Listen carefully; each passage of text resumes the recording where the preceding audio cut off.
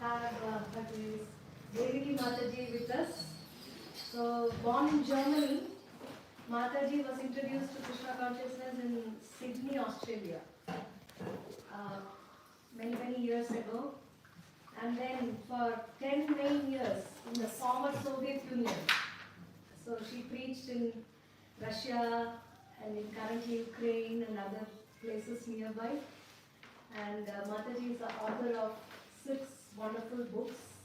I personally read 1 or 2 of them, snippets. They are very nice. It makes us introspect and see where we are lacking in our bhakti path, and also application of what we learn, concepts of Bhagavad Gita and Bhagavatam. So she's traveling and preaching and many different places. In Bangladesh, Mataji has been an active preacher for the youth, as well as collecting donations for supporting the temple there. And so she's very well known for her holy name seminars in Ekachakra Dham and in other places. You can also go on YouTube and see many of her seminars are there. The first time she's visiting Charlotte. When my Prabhu asked her, she said, my calendar is booked for 2 years. This was 2 years ago in Dallas in Sadhu Sangha. We are very fortunate to have her in person, and we welcome you, Mataji. Can I have a little bit more sound here? Yeah. Because it's not loud enough. Hare Krishna. Hare Krishna. Hare Krishna. Yes, that sounds better.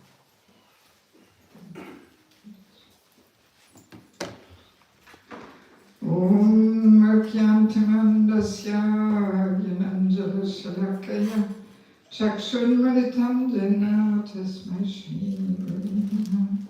Shri Chaitanya Manupistam Stavidam Muktam Swayamurpakaram Daranti Svavadantikam Namam Vishnavra Krishavisa Vuttalim Srimate Bhaktivedanta Swami Namaste Saraswati Deve Govani Putrayane Nivishesha Shrivari Vasatam Vishkatam Vanshakapa Tudasa Kripa Sinuvevacha Patitanam Pavanebhyo Vaishnavebhyo Namo Namaha Jai Shri Krishna Chaitanya Prabhu Nityananda Shri Advaita Gadadhara Shri Vasadi Gaur Bhaktavinda Hare Krishna Krishna Krishna Hare Hare Hare Rama Rama Rama Hare Hare. So thank you very much for allowing me to visit. I think it is a little too high now. There is some buzzing noise in there. Yes, so thank you very much for allowing me to visit you here in Charlotte and spend some time with you all over the next week. So, and especially thank you for coming on a weekday after work. I really appreciate that, so that shows that you're pretty eager. Maybe since it is my first visit, let me add a few little things to that introduction, because, yeah, I have been very involved in preaching for over 20 years in Bangladesh, and Bangladesh is a very special place. It's East Bengal. Most of Mahaprabhu's associates come from that part of East Bengal, which is now Bangladesh. And the culture there is so much intact still, much more than in India. So in over 20 years of spending regularly quite some time there, and when I'm there, I'm only with the locals. There is no Western devotees living there. So I travel with them, I live with them, I eat with them, I preach with them. So in over 20 years, I learned so many things from them. How, our Vaishnava philosophy is meant to be naturally lived. And this has deeply affected my own spiritual practice and also my humble preaching efforts. And that gave me the realization that actually we need a little bit of training and education how to live our philosophy. Just learning it is a good start, but then comes the application. Do we live it? And we are not quite there yet. And that inspired me to establish an institute for spiritual culture. I brought one brochure with me. I don't have so many, so I can't just dish them out. But you can have a look afterwards. So, and I put all different courses together, which I'm teaching every year in Mayapur. And now I'm putting these courses in book form, so it can reach more people. Because each course is about 15 hours and not everybody has time to come to Mayapur and take all these courses. So now I'm putting all these courses in book form. So each book is a 15-hour course. So very helpful, educational, practical. Also very good for preachers. Many preachers all around the world, they use them for devotee training. Because all you have to do is read 1 or 2 chapters, take some notes, all Prabhupada's quotes are in there, and ready is your seminar. You don't have to come up with it yourself, it's all there. So at the end of our little session here, I will say a few words about each book, hoping that maybe some of you will feel inspired to get some. So now our topic today, as far as I know, is the Holy Name, right? Deepening our relationship with the Holy Name. Yes, I do like to conduct Holy Name retreats. In Eka Chakra, we have one every year for 3 full days. It's a very nice and sweet and deep experience. If you get a chance, please come. It would be a great honor for me to welcome you there. This year will be 24th to 28th of December.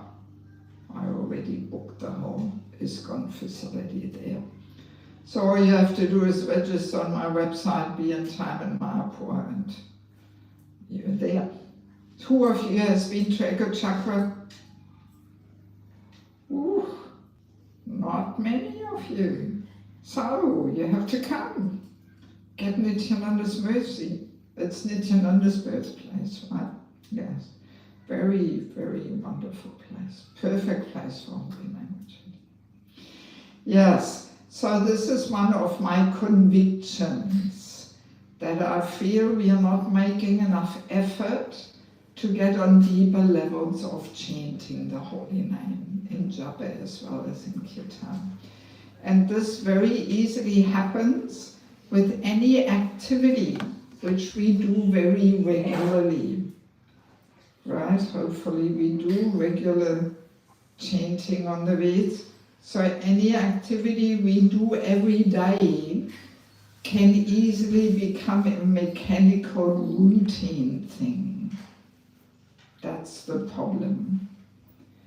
And we become over-familiar with that activity, meaning, yeah, we lose respect, we take it lightly and cheaply, and then we chant just with that mood of getting these rounds done, right? And our joy comes from, oh, thank God, they're finished, rather than from chanting the Holy Name. Yeah, some of you are smiling, maybe you know that feeling. Yes. So obviously the chanting is a highly transcendental affair, and we actually have to constantly endeavor to get on deeper levels of understanding. Otherwise, we will not get anywhere much, and we will not get a taste. And well, I am planning to do a little japa exercise with you. I hope you're ready for that. Even if you didn't bring your beads, it doesn't matter. We can chant without beads. Yes, so and many devotees, when they do this exercise, it's quite eye-opening to them. And sometimes they share, wow, I haven't even started chanting it. You know, what I've been doing for the last so many years has been something else, not chanting the holy name. These kind of realizations people get. Yes. Yes. So, as we know, the Shastra says the holy name and Krishna are non-different, right? You've heard that before, right? But to actually realize it, not so easy. It basically means that just by chanting the holy name, we can get the same benefit as meeting Krishna face to face, having direct association with him. That's what it means. And that's quite mind-blowing actually when we think about it, you know, that just by chanting the holy name, we can actually have direct contact with Krishna himself. Wow, amazing. If we would announce that here in Charlotte, come tonight to meet Krishna face to face, I'm sure every Hindu in Charlotte would be, nobody would want to miss out on that one, right? But obviously, let's imagine we invite our guru to our home. It depends very much how we receive him, right? If we invite our guru and then he comes, but then we turn our back to him and we have some more important and interesting things to do, well, we can't even call that association with guru, right? We wouldn't get much benefit. Maybe we would even get some reactions for inappropriate, disrespectful, inattentive way of receiving him. So, and that's basically what tends to happen when we chant. We call upon Krishna, but then we are not mindful of his presence, actually. So I'm sure we all know there's 10 offenses to chanting the holy name, right? And then there is an 11th offense. Do we know that one too? To be inattentive while chanting. So Bhaktivinoda Thakur says this inattentiveness is the root cause for all other 10 offenses. So, and even on this holy name retreat in Ekachakra, we spent 3 days trying to understand what it means to chant inattentively or attentively. You can talk about it for 3 days and explore it. Yeah, that's what a deep topic it is. So, and this inattentiveness happens on the level of the body, on the level of the mind, and what's the third level? What's the third level? Body, mind, and soul. It's always the same answers coming, always soul or intelligence. Now, body, mind, and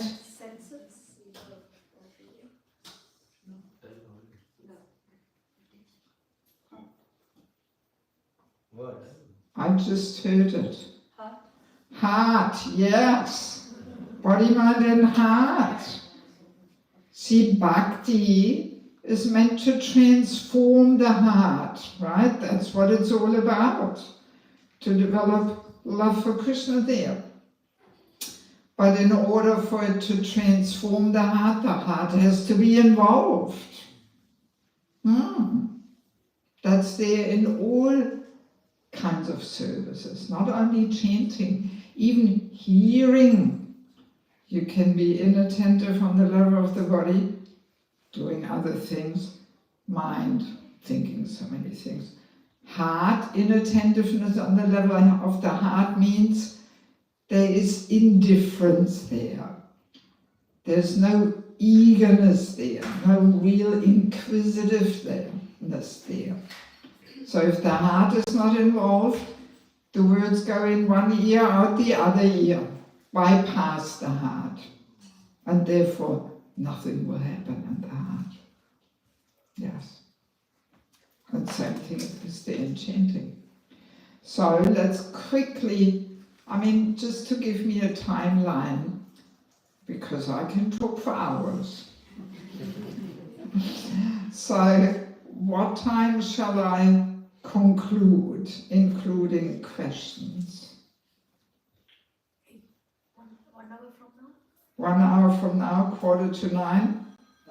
That's not too late for you? No. Tomorrow is holiday. Excellent. Good. So you can sleep in. Or if you want to change early, then you don't sleep in. Yeah, no, good. Yeah, and please, everybody switch off your mobile phones. Just in case you haven't done this yet. So let me quickly touch upon inattentiveness on the level of the body. What does that look like? What's the main and foremost distraction in our life? What do you think, especially when it comes to chanting? Exactly. See, and people may think, this is Mahaprabhu's special mercy for Kali Yuga, that we have this finger there and we can stroll and write a few messages, or while we have the hand in the bead bag. How practical, Well, believe it or not, I live without a mobile phone. I travel the whole world without a phone. And people often ask me, how do you get anything done without a phone? You know what I ask them? How do you get anything done with a phone? I wouldn't get anything done. I'm busy. I'm writing books. I have to coordinate sending them out, working out my schedule and booking flights and this and that. Phone, I wouldn't get anything done. Yes. So much time is wasted. Oh my God. I don't have time to look at all these pictures and videos and God. Yeah, sometimes people show me they have tons and tons and tons of pictures on their phone. My God, yes. No, I like to take the pictures in my mind, in my heart. I keep them there. I don't need the phone for this. Yeah, so phone is probably the distraction number one. Yes. Yeah. And then, of course, there's so many others. Basically, inattentiveness on the level of the body means we have this mood of maximizing our time. That while we get these rounds done, I'll do something else. I sit in the lecture, I want to be there, but I still got these 5 rounds left. Okay, I sit in the back there and I chant quietly and I hear the lecture. So this is inattentive chanting.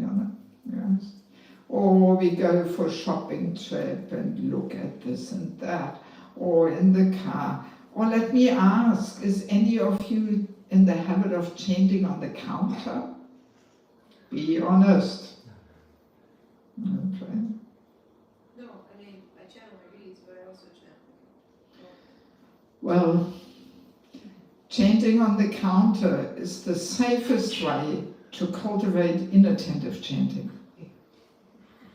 Because you don't even have to finish one round.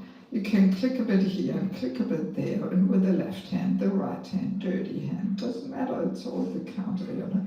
And then in the evening you get the calculator out, divided by 108. Oh wow, so many rounds I've chanted. They're like, oh, no, it's actually nonsense. I mean, once I was in Ukraine before the war, and I was giving a lecture, and in Ukraine not many people speak English, so I have to speak with sentence by sentence translation. So, and while I was speaking, I hear this clicking noise, and I'm looking around, where is this coming from? My translator. While I was speaking, she was clicking. That was her japa time. Talking about maximizing your time, you know. My God, ridiculous. Yes. Yeah, so I mean, there's so much more to say, but I'm, summarizing it a bit here.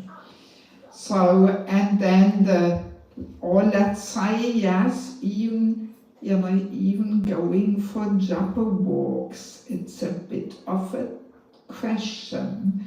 Of course, Prabhupada, he could do anything and chant because he was living in that reality, my relationship with Krishna. But that reality for most of us is not so firmly established. So if we go for a walk in the mood of looking at the birds and the bees and oh, such a nice view and oh, isn't it beautiful and then we are chanting in the mood of passing this boring japa time in a more pleasing and entertaining way. And that's inattentive chanting. So I have to admit I also go for walks, but I'm trying not to have this mood. I usually just look for a place in nature where I can walk up and down, where nobody sees me. I'm not in this mood of the birds and the bees and this and that, just to get a bit of exercise. Yeah.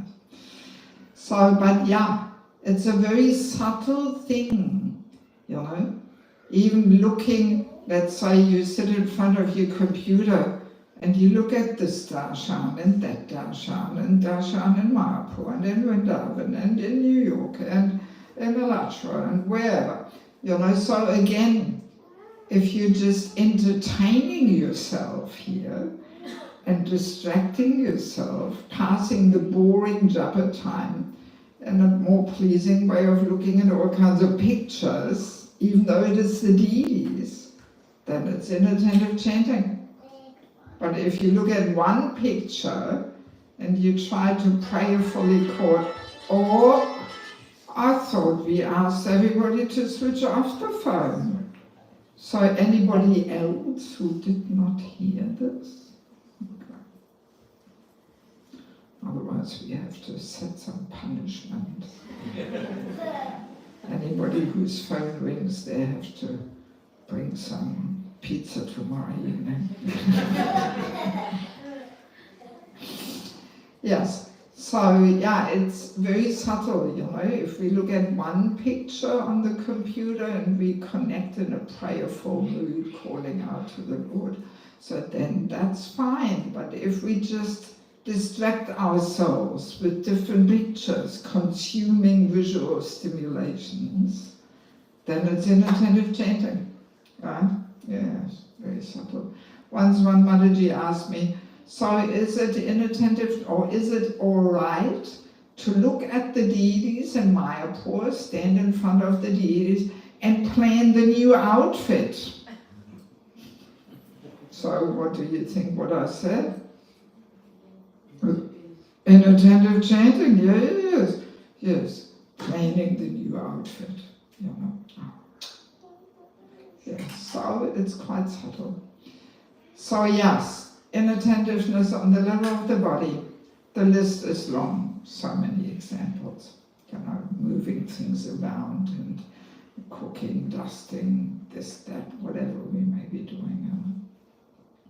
Then inattentiveness on the level of the mind means we make plans. We use the japa time for a plan-making session. the shopping list, and the next preaching program, and the trip to India, and who to marry and who better not to marry, and so many plans. You know, the mind likes to make plans.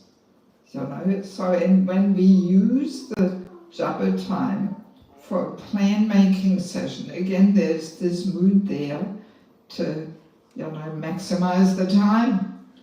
While I'm there getting these rounds out of the way, I may as well make a few good plans here, you know. And sometimes people say, whenever I chant, I get the best ideas. So they must be coming straight from Goloka Vrindavan.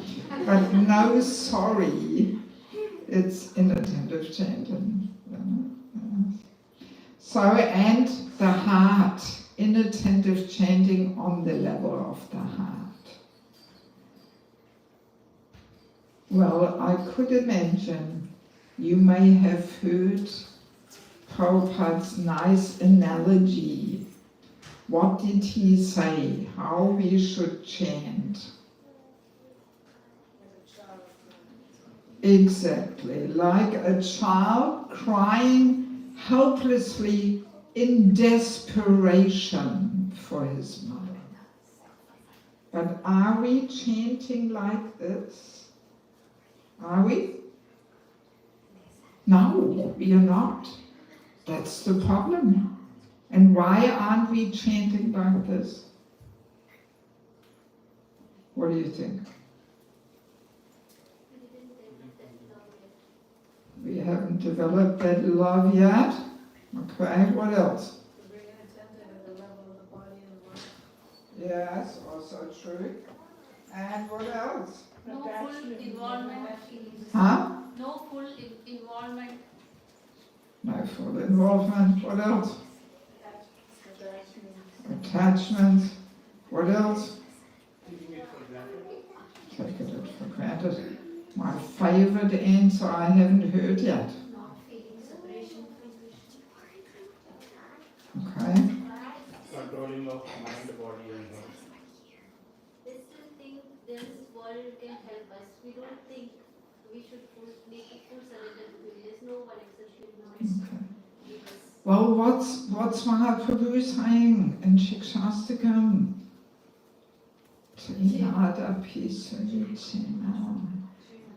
Yes, we are not humble. Humble state of False ego. One of my favorite topics. False ego makes us think we're pretty cool, we've got it all down, everything's under control. Anybody's been to Australia here? Has anybody been to Australia? No. Well, as you heard, I lived for a few years in Australia. So there, every second sentence, you know what people say? No worries, mate. No worries, mate. No worries, mate. Yeah, you understand? No worries, mate, my friend. So, yeah, where there's no worries, mate attitude, how can you feel helpless? It's all no worries, mate. You know? And yes, there is a very powerful purport. First Canto 8, chapter verse 24, 26. It's the chapter where Queen Kunti prays for calamities. And there's a very strong purport where Prabhupada says that a person who is situated in great material satisfaction cannot be so sincerely calling out to the Lord. So I think here in the US we have a good dose of material satisfaction here, right? Yes. And that makes it harder. Yeah, I have seen this. That's why I personally, you know, I mean, of course I like to come to USA too, but these countries with a low standard of life, people are more eager. I mean, now Ukraine, of course, is whole battlefield there, war going on. But even before the war was going on, standard of life very low. But people were so keen for Krishna consciousness. Yes. Same in Bangladesh too. Not much material satisfaction in Bangladesh, I can tell you. Oh, you know. So yeah, these places where you almost feel like you're sitting on a pin cushion. Something is always pricking and you can't get really comfortable, you know. They're the best places for spiritual development. Yeah.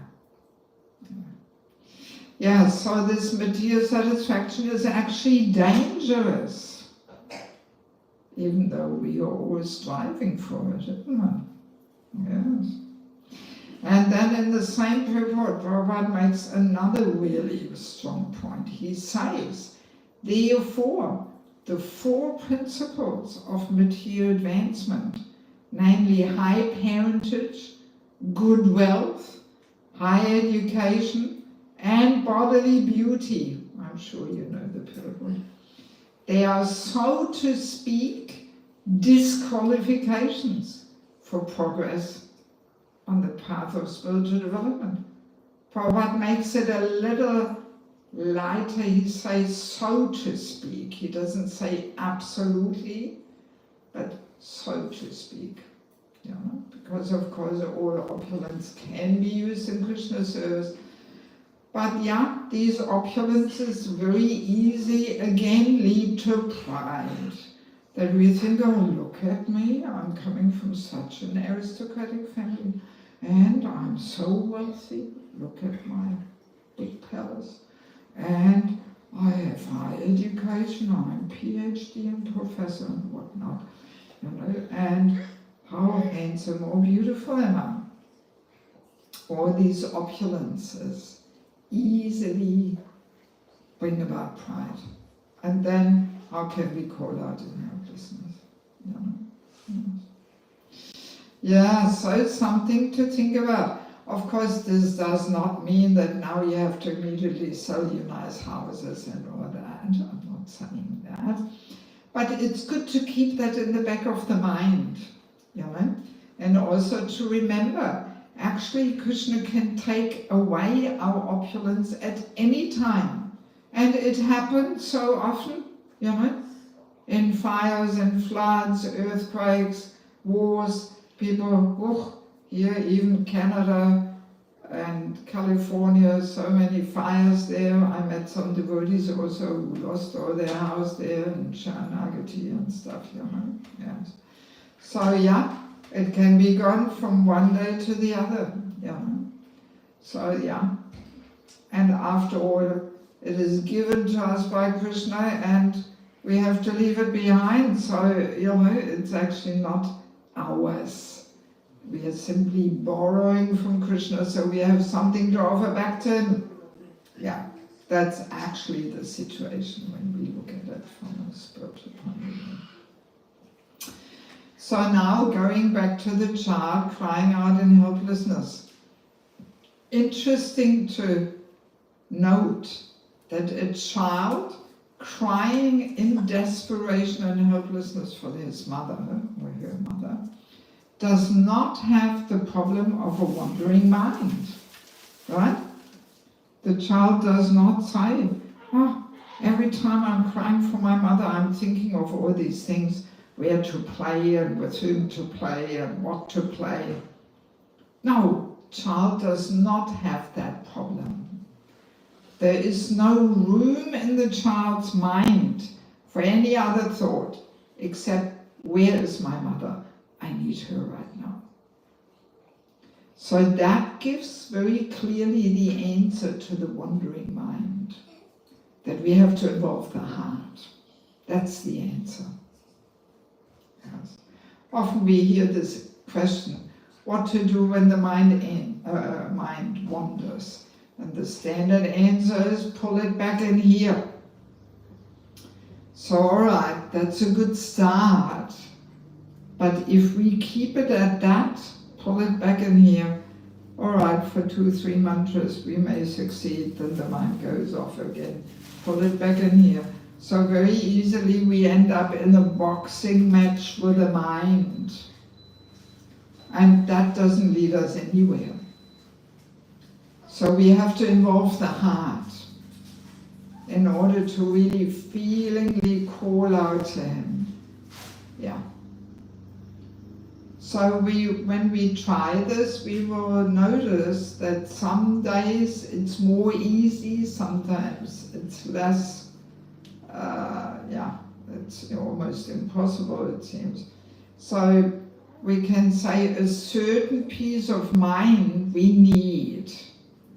If the mind is too occupied with all kinds of issues to solve and this and that, then very difficult to really turn to Krishna mindfully and call out to Him.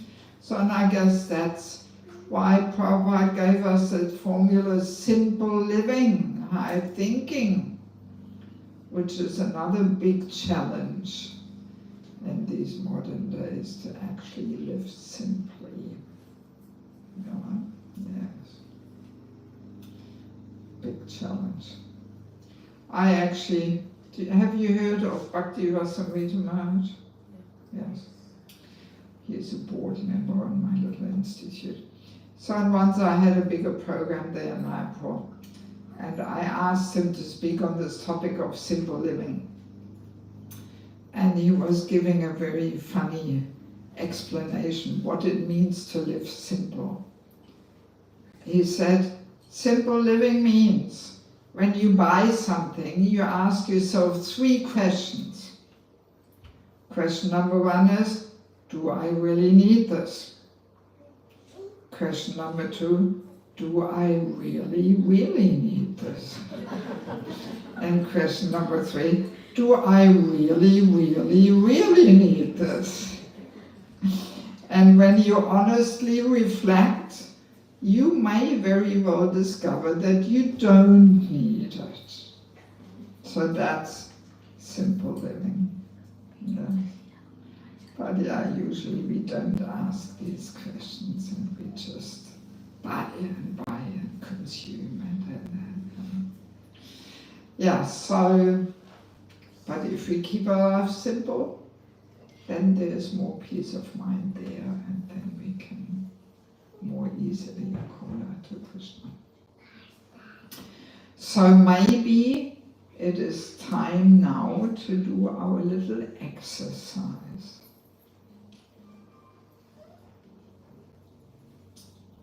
So even if you did not bring your beads, no problem.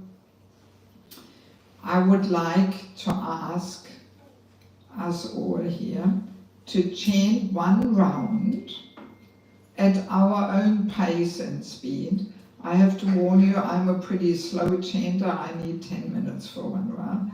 So you may finish your round before me, but I hope you will allow me also to finish my round. So we chant 1 round, and we try to mindfully turn to Krishna within our heart and feelingly call out to Him, filling our chanting with longing for the relationship. Because see, any relationship, to develop any relationship, the step number 1 has to be that we are mindful of that person's presence, right? Yeah. This is even in family life or amongst friends or, in temples, in the brahmacharya, in ashram, whatever. Even in married life, husband and wife, they can easily live past each other, ignore each other. He is in his world there, she is in her world. They hardly even meet each other, or he comes home when she goes to work and she comes home when he goes to work.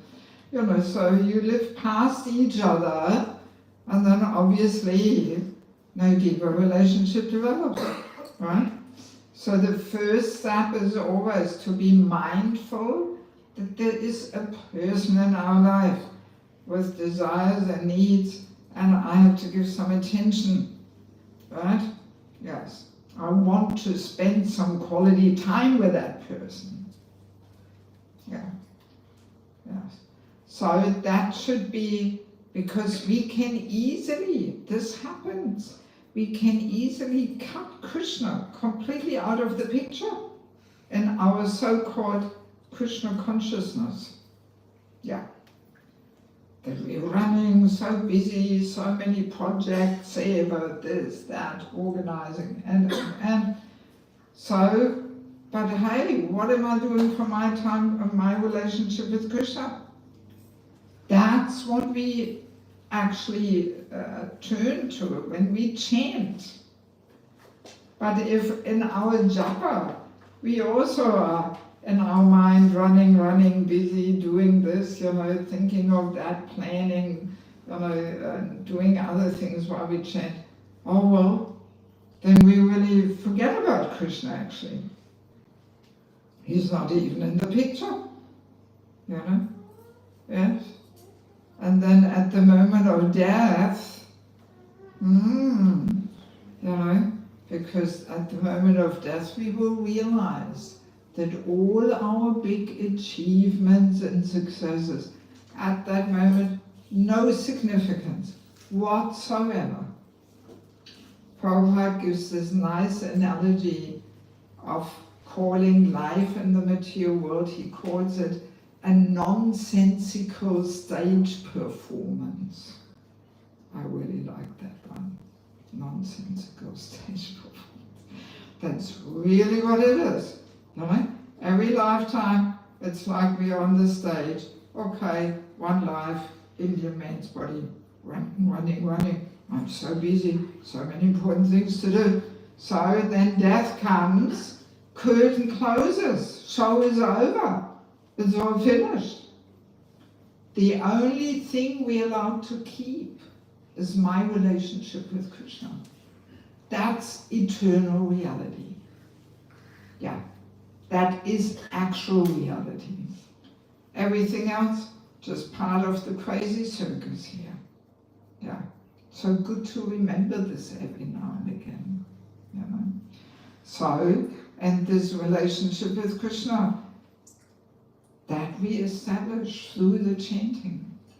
But only if we actually mindfully turn to Krishna and feelingly call out to Him, only that kind of chanting develops our relationship with Krishna. All this other nish, I'm doing other things and just blabbering something down mechanically, it will not do anything for our relationship with Krishna. Okay, so let us go to our exercise. Let us chant one round, everybody at their speed and rhythm. And we want to deeply within the heart turn to Krishna, feelingly call out to Him, longing for the relationship. And if you don't mind, maybe we can switch off a little bit the light. For the chanting, it's nicer to have the light a little dimmer. Yes, that's better. Okay. So, and we can also close our eyes, because the eyes are the sense perception which distracts us the most. Or look at this, look at that. And. So if we close our eyes, often we do this intuitively, then we can put more attention to the hearing, right? Yes. Okay, so let us try that. Okay?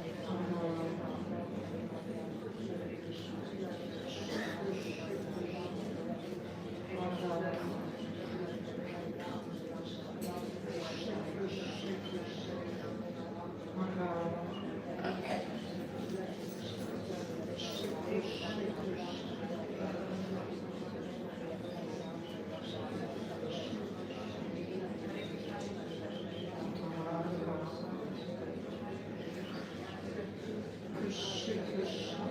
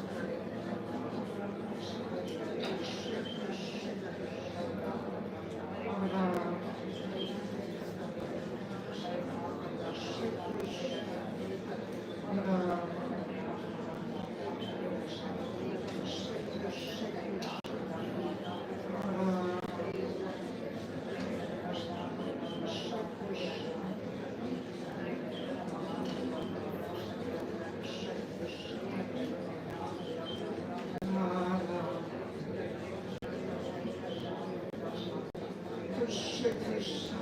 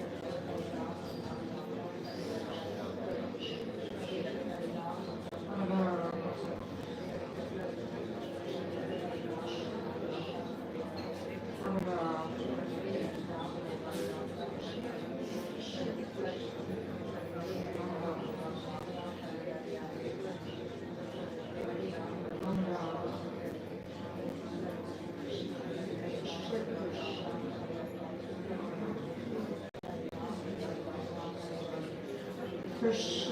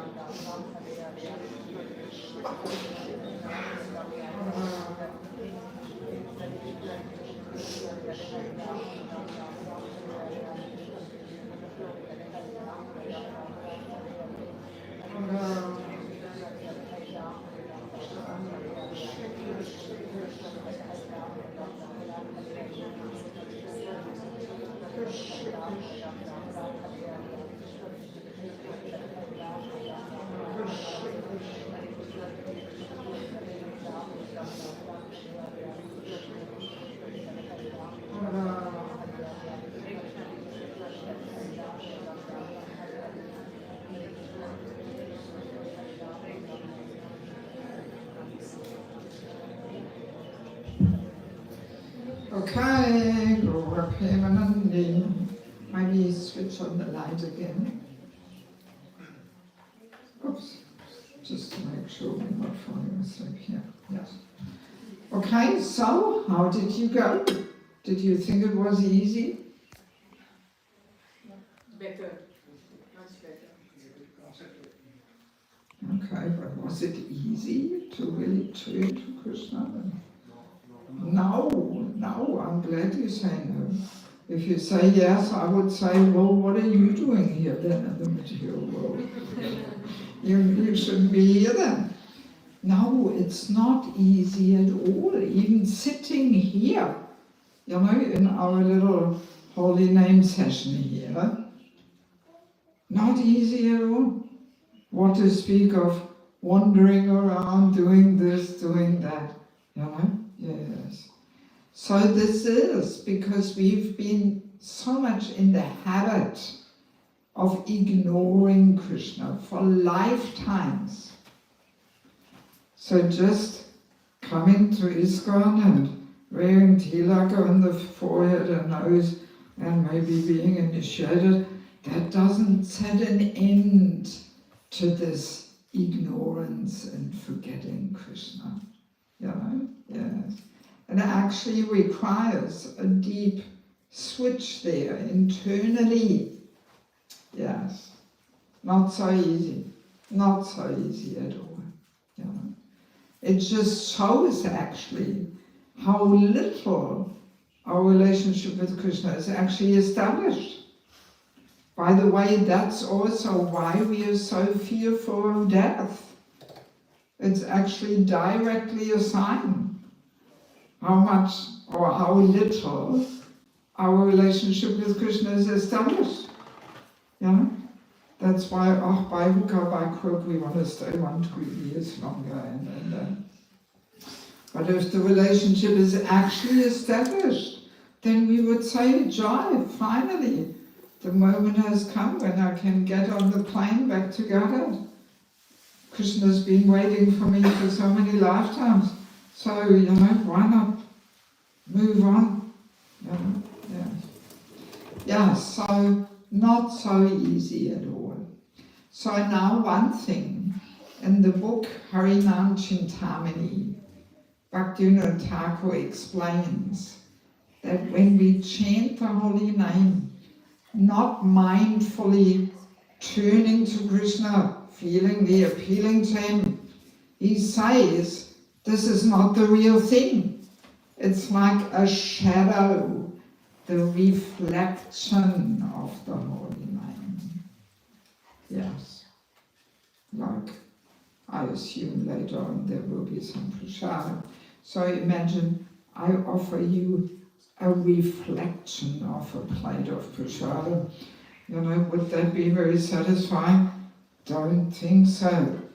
So this reflection, not satisfying to the soul, having the reflection of the holy name. And I'm sure you all know Satchidananda Swami, right? Anybody of you met him? Yes, not so few. So he came up with this analogy to say that this chanting without mindfully turning to Krishna is like an empty medicine capsule. Yeah. From outside it looks like the real thing, but then when we open it, whoops, there's nothing inside, and therefore no effect. Empty capsule. Yeah. Yeah, so maybe we realize, oh my God, I've just been taking empty capsules all this time, right? Yes, that's what many people realize. I mean, thinking about my own Krishna consciousness, I've been now 40 years full time without working or doing anything else. So the first 20 years of my devotional practice, guaranteed empty capsule. I never even heard anything about it. In those days, people were not even talking about these things. Because we put so much emphasis on the numbers. How many rounds are you chanting? Nobody's asking what kind of capsules are you taking, empty ones, full ones. It's just the numbers, just the external thing, Yes. So that's why I like to have these holy name retreats, especially when young devotees who are just starting off in their devotional life, that they hear this in the beginning. That they don't waste 20 years of their life like I did. I mean, of course, serving and reading Prabhupada's books, it gives some little benefit. But yeah, in regards to the holy name, it guaranteed was emptied capsule. Yeah. And I mean also, we can say that these days meditation is a very popular thing, right? In every street corner of a big city you find some yoga meditation place, so usually it's some Mayavadi meditation. But I think we have to shamefully admit that they take their meditation more seriously than we do. Yeah. When they meditate, they lock the room, put the sign outside the door, don't disturb, I'm meditating. And they, light the candle and the Mayavadi meditation music and they sit there, yeah. But what are we doing? And we call that meditation. And our meditation is the topmost form of meditation. It brings us to Goloka Vrindavan, where nothing else can take us. But we take it so lightly and cheaply. Yes. So of course Prabhupada said we should chant 24 hours a day. So that seems to contradict itself. No, it doesn't. Because our prescribed numbers of rounds, we should chant with undivided attention, not doing anything else. And then, of course, while we're cooking, cleaning, driving in the car, we can chant, of course, extra. And no need to count that. No need. Just chant extra, you know. Because if we count it, because sometimes people say, oh yeah, on the counter I'm chanting extra rounds. But very easily we cheat ourselves and we say, oh, actually driving to work I chanted already 5 rounds, you know. So, and then we include them after all, you know. So no need to count, just chant. Yes. Yeah, so the empty capsule, that's a big topic. So we have to kick this empty capsule out of our life. Because, yeah, that kind of chanting will not do anything for our relationship with Krishna. Let's be clear of that. You know, we may get some little pious benefit or, you know, some reactions to sinful activities may be nullified. But I assume that we are here in order to develop our relationship and develop pure bhakti. That's what we want, right? That's why we chant. No other reason. Not to be happy and have a peaceful mind and some pious, happy family life. No, no, no. That's not why we chant. We chant to re-establish this lost and forgotten relationship with Krishna. And if we take empty capsules, nothing will happen in that relationship. And I mean, it's very simple and logical. If we actually every day, if we only make that effort to really turn to Krishna, call out to him, Krishna, I know you're there, please accept me. Who do we think we are that Krishna so easily accepts us to go back to Goloka Vrindavan? I mean, there has to be some greed, some longing there, right? And Rupa Goswami also tells us the only qualification for bhakti is lolyam, intense greed. So, and that's what we express when we chant, filling our heart with longing and greed for Krishna. You know? Yeah, so and if we spend every day endeavoring for that, then something will happen in that relationship with Krishna, right? Very obvious. There will be some tangible, it will become tangible reality, our relationship with Krishna. But we have to make that effort and not just mechanically rattling down our rounds. That will not do anything. And by the way, same thing is there in Kirtan also. What makes a Kirtan, a powerful Kirtan, is when the Kirtan leader connects with Krishna, feelingly calling out to him. You know, Kirtan is all about connecting. If that's not there, empty capsule. Maybe it's nice music, but not more than that. Good to know. Yeah. And Satyananda Swami even also talks about a poisonous capsule. Also available. But we don't have time to discuss that. So the empty capsule easily fills with poison. Alright, let me see if we have any questions.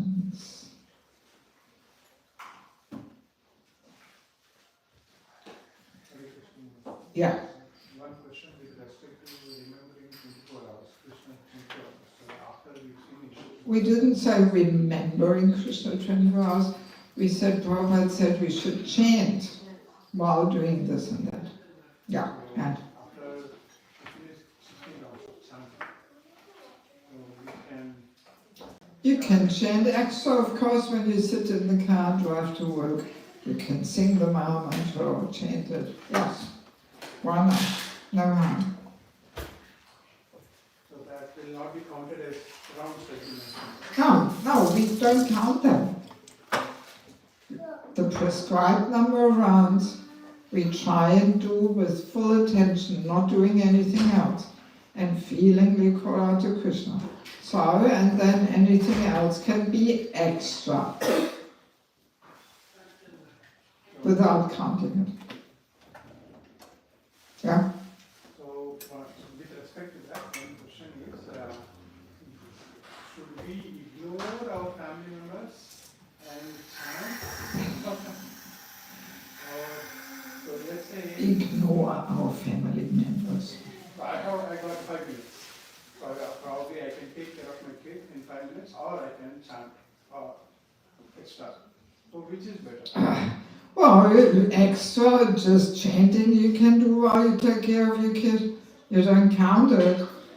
If it's extra, you can play with your kid or put the shoes on or whatever you have to do and you can chant. So we Sing. can chant in our Yes. No problem. Now, see, we should have a reserved time for chanting. And of course, best is to have that in the morning. But not for everybody, it's possible to chant all rounds early in the morning. So the next best is to be very regulated in putting aside a certain time of the day, which is for chanting and only chanting and nothing else. So even Prabhupada, when he was a Grihastha, he had that formula. He was chanting 4 rounds early in the morning, 4 before breakfast, 4 before lunch, 4 before dinner. And he was saying, if you don't eat before you chanted the rounds, you will chant. Because you want to eat. So, yeah. And the family members should respect our time for chanting. Especially early in the morning, no need to come up with all kinds of issues and discussions and topics. So as much as possible, we should dedicate the early morning hours to our sadhana. But then, there should be some time where we, have the other rounds which we may not fit in the morning. Yes. But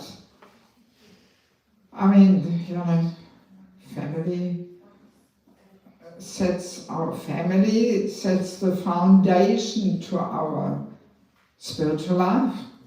If the family relationships are harmonious and peaceful and we fulfill each other's needs, so then we have a strong foundation to build our bhakti on that.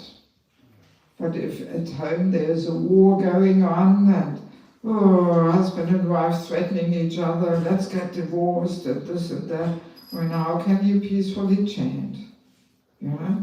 Yes. So the family duties have to be, it has to be all in balance. And to get the right balance, we need a counselor, a mentor. Yeah. Just having Diksha Guru, Shiksha Guru, not enough. We need somebody on a more regular basis who is more experienced, who can guide us and help us to get the balance right. Yes. Thank you. Hare Krishna, you told about desperate relationship with Lord Krishna. How can Not we... desperate relationship. We should call out in desperation, like a child calling for his mother in helplessness. Okay, how to attain that? Just by letting our ego, or we need to put some more steps into that to attain that? Well, first step is always hearing, that we actually understand how we are meant to chant. So the hearing is always step number 1. So then we want to desire, to actually get there. And then it's a question of cultivation, of practice, of really trying to do it every day. It's with everything you want to learn. Let's say you want to learn, to play Mridanga or something. Well, it takes a lot of practice, Yes. Yeah. To my knowledge, if I chant something, for example, some mantra or whatever it may be, if I chant, I am like fully involved into that. If I do meditation, if I'm quiet, my mind wanders more. Yeah. Yeah, I feel that. Well, that's why, this silent meditation, we don't really recommend it so much, because somehow the mind, the heart, is actually searching for the relationship, for the perfect, sublime, divine relationship. So, and it's much more effective if we engage the heart, the mind, in turning to Krishna, rather than just making ourselves empty and blank and all that, It's more like an impersonal way of meditating, But we are personalists. We want to develop a loving relationship with Krishna. Yes. Thank you so much. Okay. Hare Krishna Mataji. Mataji, my question is also along the same lines. When we have the desperation or the longing for Krishna and call out to him in desperation, being a woman, being a mother, I have an attachment towards my family. So if my attachment now changes to Krishna, what will happen to the attachment that I have with my family? Will I go down or how do I? No. See, with a spiritual vision, we see our family members all as servants of Krishna. And Krishna has put us in the situation of serving them and doing our duties to them. And in Krishna consciousness, the purpose of any relationship is to help each other come closer to Krishna. So, mother, she is the first guru. She is the one who plants the seed of bhakti in the child's heart. Yes. So if we take this role seriously, it's actually the best way to remember Krishna 24 hours a day, if you really take it seriously, because you always have to think, how can I engage this child in Krishna, remembering Krishna, singing songs and reading stories and painting some stories there and so on. So and then we cook prasadam, we offer the food on the altar. So this is a perfect path to actually become selfless servant by being a mother and a wife. I think I missed the boat with my older one. He's already 18, so I'm not sure how I'm going to do that currently. But no, well, if he's 18, then your time is up. yeah. Yes. Prabhupada usually says until 15, 16. But then once they're older than that, you can only be a good friend. All you can do is set a nice example, feed them with delicious prasadam, and if they want to hear something and ask some questions, you can share. But we can't impose and Thank you so much, Mataji. Yes. Hare Krishna Mataji, thank you so much for coming all the way here to enlighten us about the Japa session. It was beautiful, the experience was very nice. My question is, towards the end of the discussion, you just briefly mentioned about the poisonous pill. I would like to know more Capsule. about capsule. What does it mean really? Like, is it, if we do inattentive chanting, is there going to be a side effect? Sorry, you're curious. How should we take that? Well, using the opportunity to advertise the books. In the False Ego book, there's a whole chapter on chanting. And there's the empty capsule, the poisonous capsule, and everything is in there. Now, it basically means when we use the holy name to show off, that's the poisonous capsule in a nutshell. So, very prominent in Kirtan, you know, showing off, oh, look at me and my voice, and oh, how many tunes I know and all that. So that's the poisonous capsule. And even in japa can also be there, ecology, I'm chanting 64 rounds, posting a picture on Facebook, me chanting 64 rounds, how advanced I am. So yeah, that's the poisonous capsule. In other words, because the empty capsule does not give satisfaction for the soul, so then we, where's the bliss? Okay, let the bliss come by showing off. Maybe that gives some bliss. And then we show off. And that's the poisonous capsule. Yes, it's actually contaminating to the others. It's like becoming proud.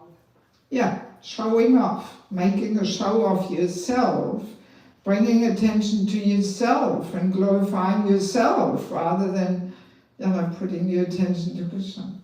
But I'm explaining it all in detail in the 40 book. Yes.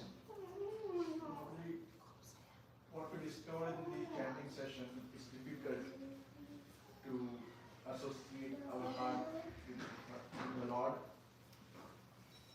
So I can derive an analogy and you can forward you to that. So you being born in a foreign country where it's so far away from the Krishna consciousness, and then you came into that and discovered 20 years, and after 20 years you figure out that kind of association. And the second stage where we are here, and we are nowhere, and you're trying to get it, but I think we are also showing off, but trying to, but not. But there are other people who are not around in this room, and they are also in a human body, and they are not at all aware of Krishna consciousness. So my point is, does it take a kind of birth or prarabdha to get into that stage where you be in a foreign country and get to that stage? In this birth, you will take maybe next birth, and maybe the other birth will take. Well, who am I to say? But I dare say probably for many conditioned souls, it is a journey over several lifetimes. I just recently read one life to attain ruchi, one life to attain bhava, one life to attain prema.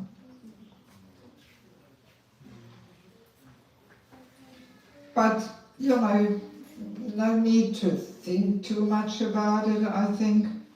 Let it take whatever it takes, but we have to be serious, Yeah.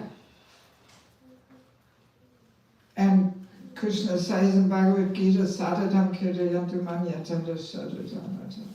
Always chanting my glories, endeavoring with great determination.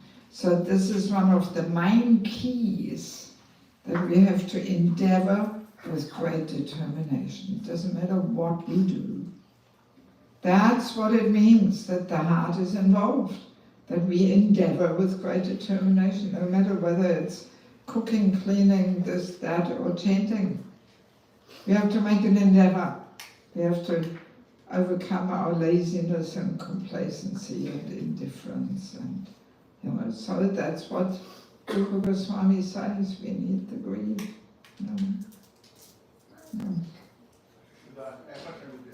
Yes. Great endeavor. Also here, Damodar Leela, Mother Yashoda, she could have given up immediately, seeing, the rope is always too short. My son is playing some mystic trick here with me, no use. But no, she endeavored. She got all the rope there and tied it together and sweating, She didn't give up. So in that captured Krishna's, attention. Yeah, so the endeavor has to be there. So time is going. I think I will tell you now something very quickly about these books. Spiritual Culture, Krishna's Divine System. Actually, this is all about the man-woman nature's qualities, that they're very, very different because man and woman are meant to play different roles. And we women play a very important role. We have a very powerful Shakti, actually. Woman's energy much more powerful than men's energy. Prabhupada says that in the Bhagavatam. So a woman, she can bring the very best out of a man. She can bring him to his highest level of performance, spiritually and materially. Or she can ruin his life. That's the power of a woman. Yeah. So actually the whole book is about women. So every woman should read this. Yeah. Very helpful for married life, very helpful to bring up girls. And once they're 12, 13, they can also read this. So every woman who wants to have harmonious relationships with men in her life should read this book. And every man who wants to get the support and empowerment of a woman should also read this book. Yeah. Then we have Sheltering Relationships. This is all about the importance of having a counselor. As I mentioned, just having Guru, not enough. Our Gurus have hundreds and thousands of disciples. They cannot possibly know each and every person's individual situation. So we need this more regular, well-wishing friend who is more experienced, who can help us to balance our life, who can show us how to move forward, who we want to be corrected by. If we don't have that, very easily we stay in our comfort zone, and then we become stagnant, and nothing happens in our spiritual life. Very important topic. We have lost a lot of devotees because we did not understand the importance of mentorship. And then we have the false ego, our constant companion and troublemaker. So I think title speaks for itself. False ego is so subtle, we often don't even identify it. And easily we can feed and boost the false ego all in the name of Krishna consciousness instead of subduing and dissolving it. And as I mentioned, here's this whole chapter on chanting in it, how to chant. It's like a summary of our holy name retreat. Or when we get offended, how often does that happen? What is it? False ego, crying for justice. When we can't forget and forgive, we have one topic, forgive, power of forgiveness.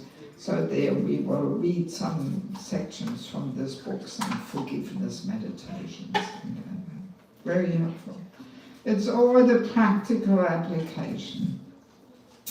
Then we have Entering the Grihastha Ashram. This is a handbook for matchmaking. How to see that a man and a woman or a boy and a girl are compatible for marriage. Especially amongst Indian families.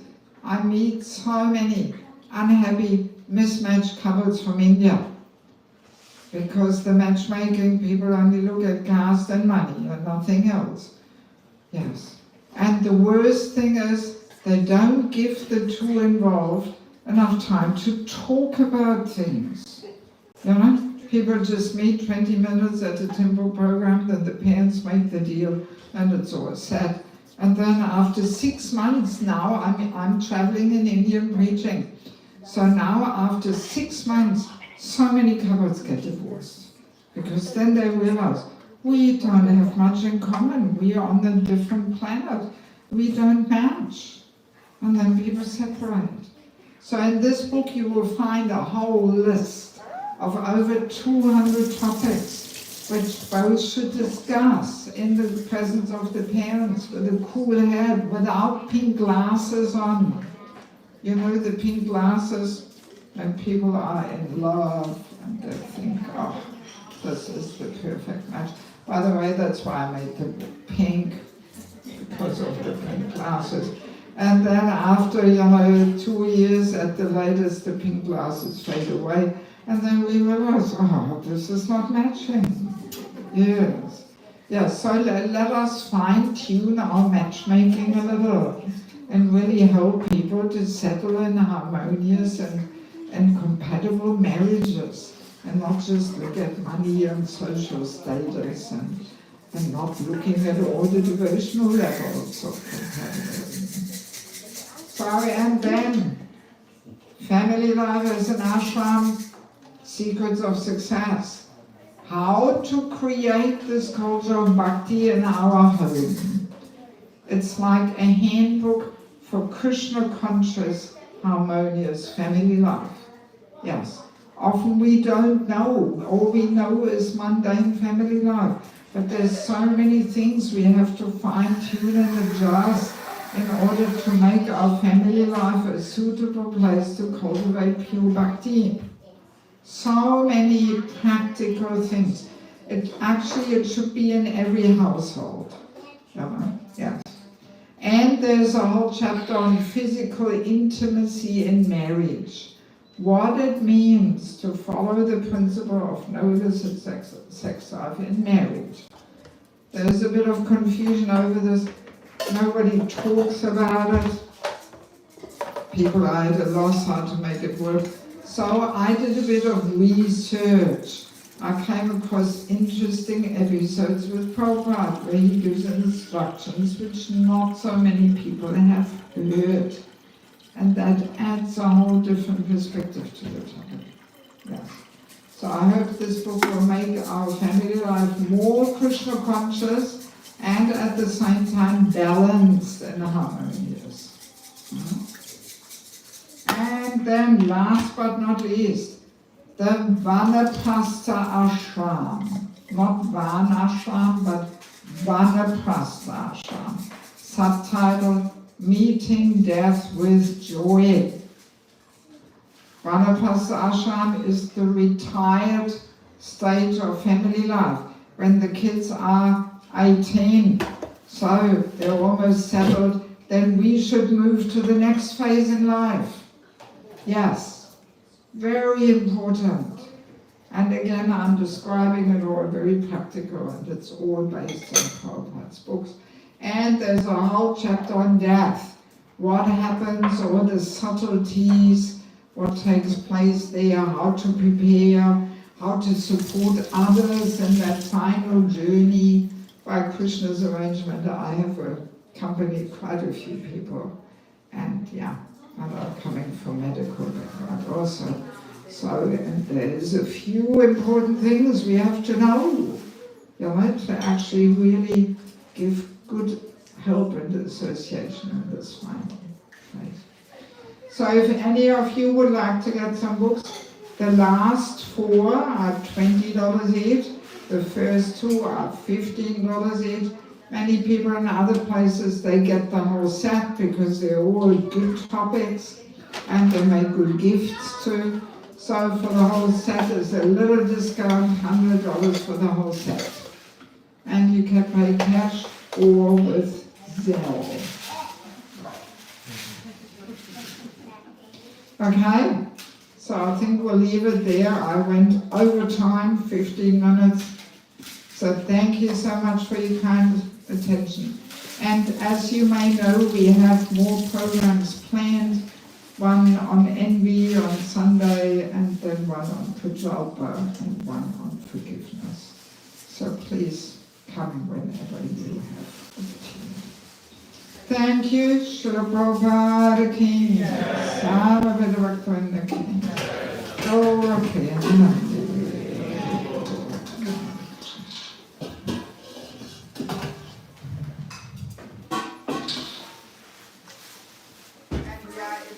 Do me a favor, if anybody wants some books, maybe come now before taking prasadam, because I may not want to wait until you're all finished. Right, yes, but yes, let's do this now.